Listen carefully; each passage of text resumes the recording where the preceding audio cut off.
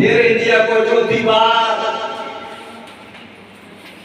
उनके वाजपेयी को ख्वाब आ गया कि फिर जो है एक जोर आजमाई की जाए।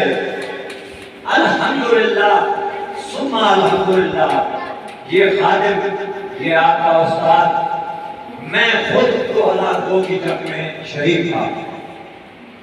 2002 है, कारगिल का मार्का है,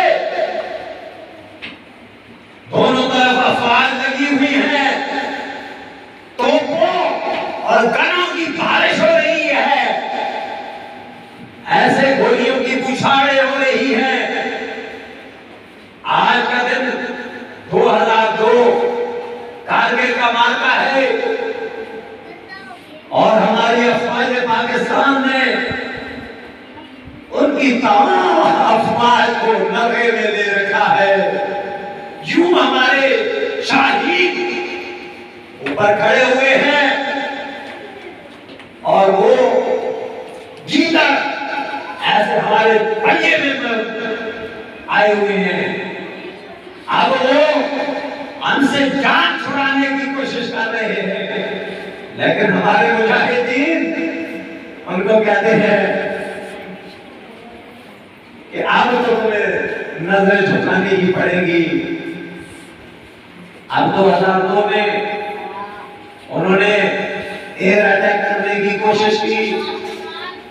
मैं अल्हम्दुलिल्लाह सियालकोट बॉर्डर पर था, चश्मदीद जवान आपके सामने 2002 की जंग में बैठा हुआ हूं। हमें पता है कि उस वक्त हमारी अफवाज पाकिस्तान का क्या जज्बा ईमानी था, बिल्कुल बेईमानी ही हर बंदे का ये एक शेर ज़हन पर था।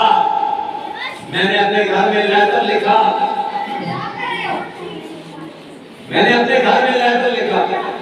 उसके लेटर के सारे बात के ऊपर मैंने ये शेर लिखा, इसका गवाह ये सामने खड़ा हुआ है। मैंने वो पता है क्या शेर लिखा था? मुसलमान जो है ना खून से मौत से नहीं डरता।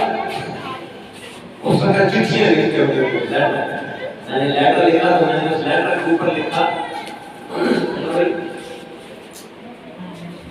हमें दुनिया से क्या मतलब।